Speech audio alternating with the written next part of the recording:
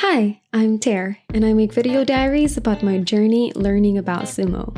One day, I was asked who I'm rooting for the most in this grand tournament, and honestly, I couldn't give them a proper answer. In the series, I'm getting to know the active wrestlers in sumo, in hopes of finding my favorite rikishi. Welcome to Wrestler Spotlight. Today's episode, we get to see the enduring career of Okinoumi Ayumi. It takes 10 years worth of deliberate practice to gain mastery. Malcolm Gladwell mentioned this in his book Outliers, and this quote came to mind when I read about the long career of Okinoumi. This wrestler who came from the beautiful Oki Islands, specifically Shimane Prefecture, which is what you've been looking at, by the way, has been wrestling in top division for 11 years, debuting in Makuuchi division in 2010. Okinoumi's long career has seen highs and lows, being top division runner-up 3 times, and also his notable 3 gold stars against then Yokozuna Harumafuji. He also has 1 gold star from Kisuna Sato. Gold star bouts are when a Maegashira wrestler defeats a Yokozuna. He also had won special prizes in tournaments, namely an Outstanding Performance Prize and 4 Fighting Spirit prizes. Although you can't help but observe that his enduring career doesn't hold any yusho in Makuuchi or top division championships yet. According to his bio, he has a Jutsu Sumo fighting style, and he prefers to grapple his opponents than push or thrust them out of the ring. His most common winning kimarite is yorikiri or force out, and he favors a migiyotsu grip on the mawashi, with his left hand outside and right hand inside his opponent's arms. He also regularly uses uwatanage or overarm throw.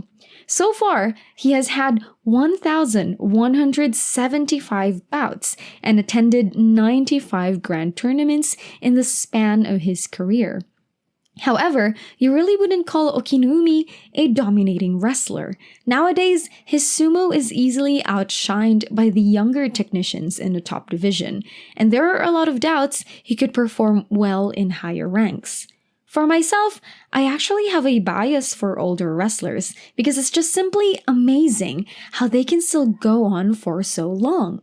Whenever the matchup records come up, I low-key root for the older wrestlers and hope they still continue having great careers. And for Okinoumi, who has been and is still fighting in the dohyo for 16 years, I just can't help but to salute that commitment.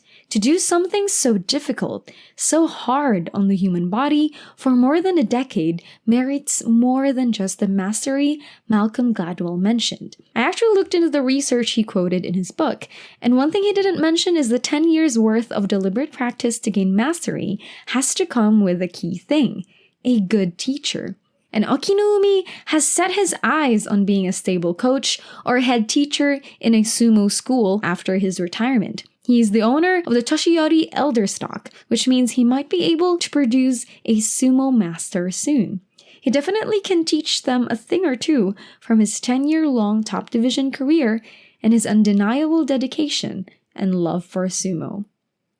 Thanks for watching this 3rd episode of Wrestler Spotlight. I hope you are enjoying the series so far. Thank you so much for all your support, and I hope you subscribe to my channel, like, and share them. I'll see you again soon then. Bye!